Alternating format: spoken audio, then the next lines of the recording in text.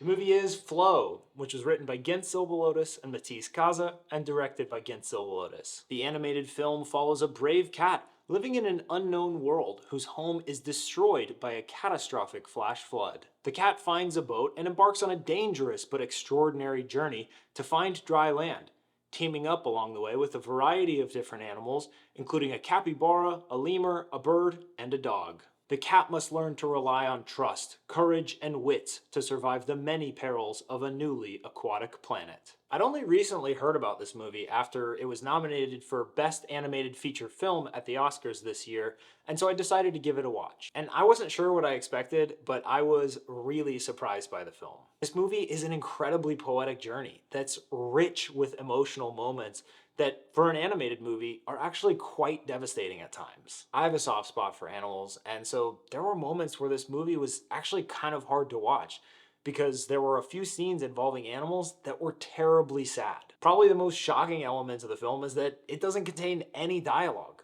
No words are spoken at all, in fact. The filmmakers perfect the art of visual storytelling with this movie. The animals communicate as they actually do, by meowing, hissing, chirping, barking, squawking, and more. It's kind of hard to believe, but there is an abundance of depth within each of the animal characters in the film.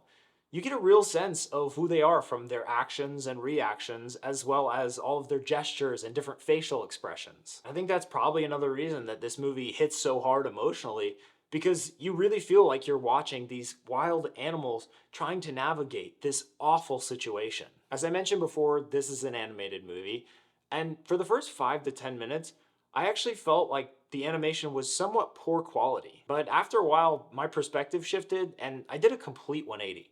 I ended up loving the style of animation and the almost impressionist art-like depictions that it created. I think part of that initial shock I felt is because many of us have become so accustomed to the almost photorealistic animations of Pixar and DreamWorks that go so far as to accurately render individual hairs. But the style of Flow is unique and lends itself to the story, putting most of the detail into the eyes and expressions of the animals, as well as into the textures of the flooding waters. The story is filled with an assortment of themes, and I think with this one, it can be interpreted in so many different ways.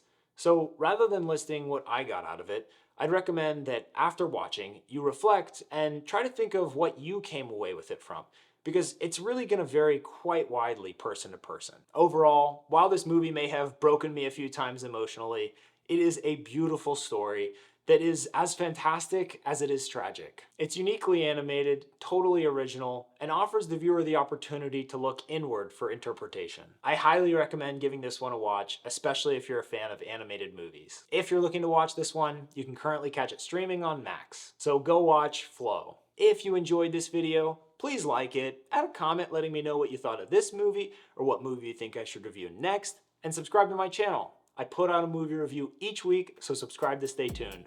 Thanks, y'all.